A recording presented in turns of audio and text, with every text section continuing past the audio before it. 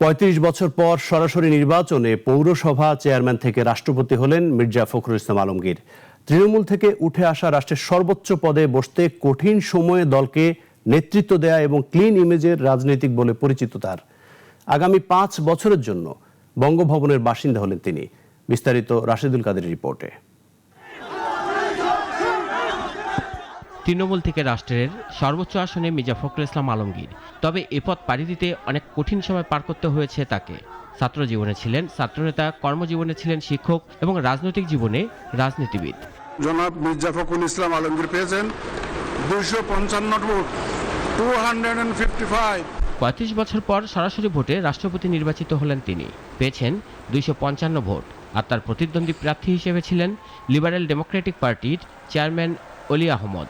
তিনি জামায়াতে ইসলামীর নেতৃত্বাধীন 11 দলীয় ঐক্যের প্রার্থী।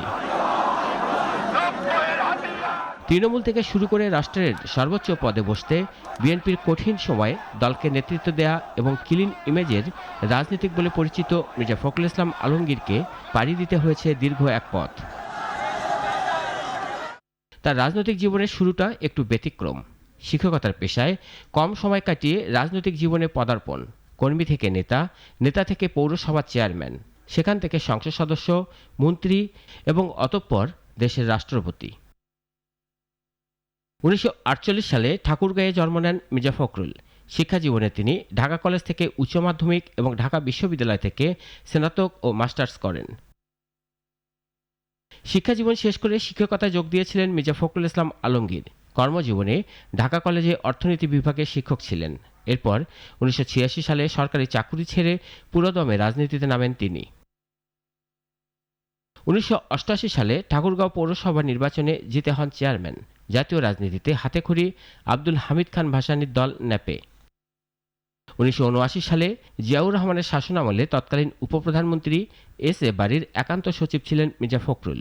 1992 সালে ঠাকুরগাঁও জেলা বিএনপির সভাপতি, পরে দলের নির্বাহী কমিটির সদস্য থেকে শুরু করে ধীরে ধীরে জ্যেষ্ঠ যুগ্ম মহাসচিব পদে উঠে আসেন তিনি।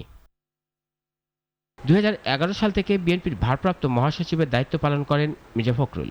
এরপর 2016 সালে বিএনপির ষষ্ঠ জাতীয় কাউন্সিলে দলটির মহাসচিব নির্বাচিত হন তিনি। সেই থেকে তিনি বিএনপির মহাসচিব ছিলেন। রাষ্ট্রপতি হিসাবে দেশের মানুষের কাছে যেমন প্রশংসা কুড়াচ্ছেন মির্জা ফখরুল, তেমনি বিদেশি রাষ্ট্রগুলোর পক্ষ থেকেও শুভেচ্ছা জানানো হচ্ছে সজ্জন এ ব্যক্তিকে। বর্ণাঢ্য জীবনের অধিকারী বিএনপির এই নেতা ব্যক্তি জীবনে তার সহধর্মিণী রাহাতারা বেগম ও 2 মেয়ে মির্জা সামারুহ ও মির্জা সাপারুহ নিয়ে সংসার। রাশেদুল কাদের, নাগরিক, ঢাকা।